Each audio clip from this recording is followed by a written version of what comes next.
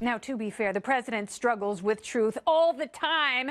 He said last October, quote, "When I can, I tell the truth. I mean, sometimes it turns out to be where something happens that's different or there's a change, but I always like to be truthful." So is Ocasio-Cortez just acting like a politician, or does she really think her crazy policies will work? With me now, Center for a Free Economy board member and National Taxpayers Union senior fellow, Mattie Duppler, is back. Welcome, Mattie. Hey, Kennedy. So there are many problematic areas in her belief system, but the biggest problem is that she actually wants to apply those beliefs practically and change people's lives and the way they are taxed. What do you see as most problematic here? Yeah, Kennedy, as you pointed out, there's a couple stumbling blocks here. One, of course, being math. The fact that all of the things she has proposed, now, we don't know the full price tag, but we do have some estimates. Medicare for all, supposed to cost $30 trillion.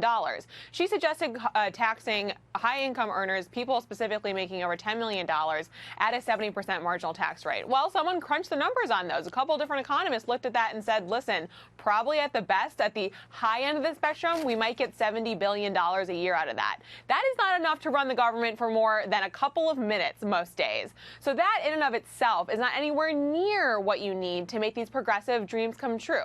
Now, I do give the Congresswoman some credit. She is able to trot out these old progressive tropes and still get people to take her seriously. That in and of itself is somewhat impressive. But you look at the sheer numbers and the math of what she is proposing, and it simply doesn't work out. Now, I don't think that this is new, of course. Democrats have long abandoned trying to use facts to win the persuasion argument and instead have pivoted to this morality argument. She's just really putting it on the nose, where she says, listen, I have the higher moral ground here, so it doesn't really matter whether or not I can justify the policies that I'm proposing, because I'm right. I am the oracle of truth. I don't need facts to be on my side because I have divine intervention along the way. And there is that sincere belief, but you can be as sincere and as purely intentioned as, you know, any angel in heaven. But the problem is the unintended consequences, which we talk about over and over again. We talk about them every night.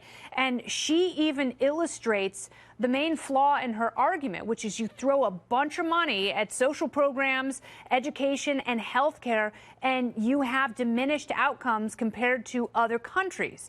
So why on earth do you want to throw more money at something when the more money you throw it at, the worse it gets? It doesn't make any sense, and she cannot explain away that logical weakness in her argument. Right, and that's why I say that it's really quite impressive that she is able to recycle a lot of what the progressive left has been saying for decades and make it seem like it actually has a plausibility and possibility of becoming true. You bring up other countries as a good example. She talks about other countries all the time as if they have higher tax burdens and better services as a result, and we should just be able to mimic that here. What she doesn't talk about is the way those tax burdens actually are executed.